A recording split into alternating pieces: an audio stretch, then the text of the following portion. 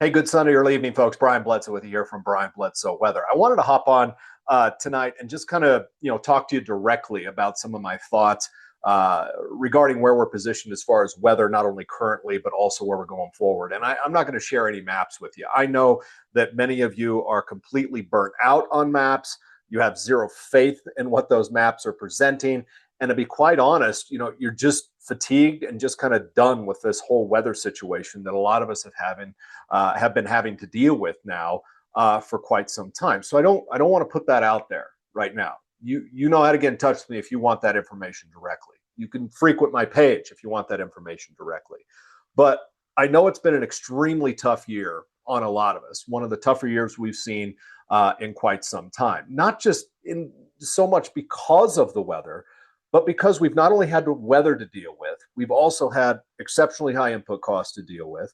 We have market issues to deal with, geopolitical stuff going on, which is another thing. It's just this constant bombardment of different, variables that leads to just awful morale. You feel like, this is only going to get worse. And I suppose it can in some instances. And there just really hasn't been a whole lot to grab onto optimistically about where we're going, especially in terms of weather. Believe me, I get it. All right. As someone who has had less than 3 inches of total liquid on parts of our ranch for this year, and in some places it looks like the surface of the moon, totally get it. All right. Another thing that I get is you probably have this much faith in a weather forecast that comes from really any outlet right now. Totally get that, whether it's short term or long term. And I've been torn here because, from a professional standpoint, I deal with this stuff every day. I look at it every day. I grind on it every day, trying to, solidify some decent information that can actually be usable on a daily basis, whether that's short term or long term. That's my business. All right. But I also have to step outside that business and recognize what has happened and what hasn't happened, and the skepticism that comes along with that. All right. To where you see decent rain chances on the way. And I'm skeptical. I am firmly in that believe it when I see it type of camp right now. All right. I don't care how much damn green is on the map. I'm there. All right. I see the triple digit heat. I see the 30-mile-per-hour wind. I live, eat, sleep, and breathe this stuff every single day. And I'll tell you point blank, I'm tired of it too. 100%. But it is what it is. And I try to pride myself in controlling the controllable. That's all we can do. Obviously, we aren't there yet in doing the weather to where we can control it in a meaningful fashion, one way or another. Maybe that happens one day. There are several different entities that are trying to do that right now, even in a smaller sense, but we're not there. So we have to deal with the variables that we can deal with right now.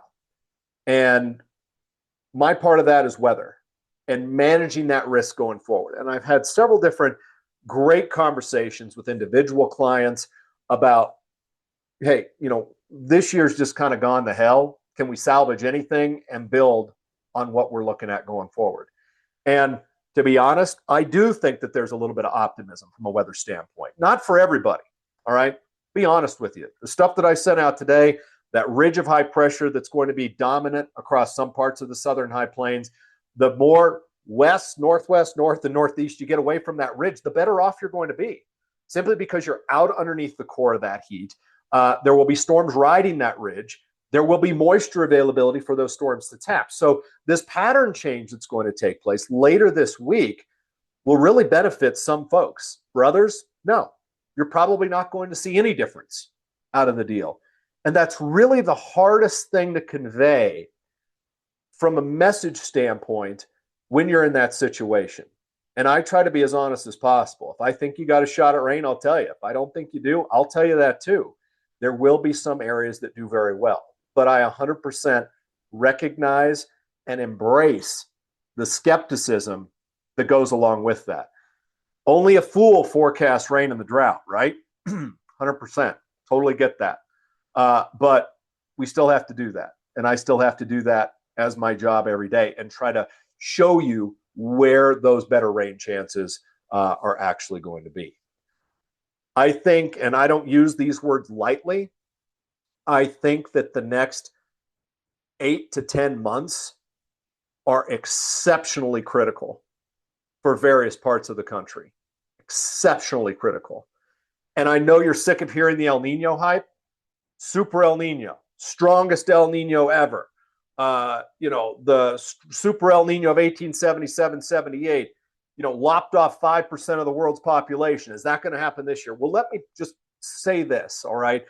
We're a little different now as a planet and as a species than we were in 1877-78. We're a little more well equipped to deal with those things now than we have ever before. So can we just stop? Can we just shut up with that? All right. And actually bring into the fray some things that'll be useful going forward instead of trying to scare the hell out of everybody with this. This El Nino event is a very strong one, likely a record setter for our lifetime, and maybe since we've been keeping records with this, going all the way back to the late 1800s. I'm firmly on board with that. What is that going to mean going forward? All right. Is that going to mean a lot of moisture for one area and nothing for another? Probably. All right. Both El Nino and La Nina are all about producing weather extremes. All about it. We've seen that this year. Just got off the phone with a client of mine today saying, how can it be so different where I can go from a great crop to nothing over about a 2 to 5 mile stretch? I have heard countless stories about that this year. And loading all up that moisture in June and then going to nothing in July. You know what? That's part of how this rolls. All right. And I don't have any reason to believe that that's not going to change going forward over the next several months, because this El Nino, at least the impact of it, is going to linger into at least the first third, maybe half of 2027. And I'm hopeful, all right, for at least parts of the West and Southwest United States, the West and Southern High Plains, the Southeast, that we can capitalize on that type of historic pattern, all right, that has shown up in the history books throughout whenever we have those strong El Ninos, to actually put some meaningful moisture back in the ground. Now, there will be some areas that obviously don't do well at all out of this. I'm especially worried about the central and northern Rockies with this El Nino event coming up for fall and the winter, and even into the springtime, because we didn't have a winter last year. The mountains in particular, very low snowpack. Colorado, Utah, Wyoming, Montana, Idaho, whatever you want to say, all right, up in that area. So this winter is exceptionally important that those areas that didn't capitalize at least get something, and those areas that missed out completely, for those areas that are going to really capitalize on it, great, let's do that. But the reason that I say that it's so important that we capitalize on this next 8 to 10 months is because a lot of those areas that I mentioned, this is actually a favorable pattern for you to score some water, and meaningful water at that. And if we go from this pattern, which is favorable, to the exact opposite pattern, which a lot of times is unfavorable in La Nina, which I think we will, then that really puts us in a tough spot. And we're already in a very tough spot right now.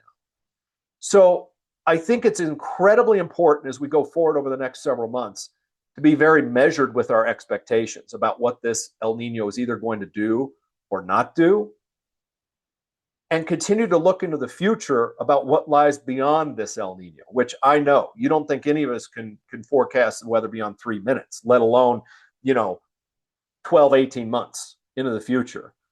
But when I see computer modeling coming in, showing this El Nino collapsing during the middle part of 27, and maybe even a little sooner, we'll have to wait and see, and then transitioning to a La Nina during the back half of 27 and into 28, when I see modeling doing that, and then when I look at history that shows after strong El Nino events, we almost always follow it up with a strong La Nina. And in some cases, that can be a 2-year event. All right, a double dipper right there. I don't think that it is stupid to be looking at that and possibly preparing for that as we go forward in this forecast in the longer term. And that's all I'm going to say about that. I think we have to be very cautious and pragmatic about the messages and how we deliver those messages going forward over that, not only the next 8 to 10 months, but even beyond that. Because that message needs to be crafted in a way that it is digestible and accessible and as accurate as it can be. And I will be the first to tell you, from a long range or seasonal forecast perspective, we're not good at that. We're not good at doing that yet. Are there some years that work out better than others? Absolutely. All right. But if you would have told me, back in, say, last year even, that we would have had a pretty good summer in terms of moisture, in 25 under those conditions. But then in this year, we went to this, what we're dealing with. I would have said, you know what? Probably would have thought it would have been the reverse one, but not how that goes. It's not how it goes. Every El Nino is different from its predecessor. Every La Nina is different from its predecessor. And going forward with this event, we have to be super aware of those different trends and nuances that occur with this El Nino event, because there will be some that buck the historical trend or the historical generalization of what an El Nino pattern traditionally produces fall, winter, and even into the spring of next year. So with that in mind, I hope you can score some rain this week. I know not everybody will, but for those that can, good for you. I hope we can finally score a rain at the ranch. That would go a long way into improving my morale and outlook about things. But I also, from a personal side, I'm trying to separate that, from the things that I deliver. And I'll be honest with you, on a daily basis, it's hard because I'm fully vested in this, have been for 30 years, and that's never going to change. I hope you are well this Sunday evening. Feel free to light up comments if you want. That's great. Feedback, I don't care. What do you want to do? Increase the discussion. It's one we should be having. At any rate, I'll be chatting with you soon right here. And if I don't hear from you soon, please reach out to me. I'm always interested in what you say. You guys be well this Sunday. Take care.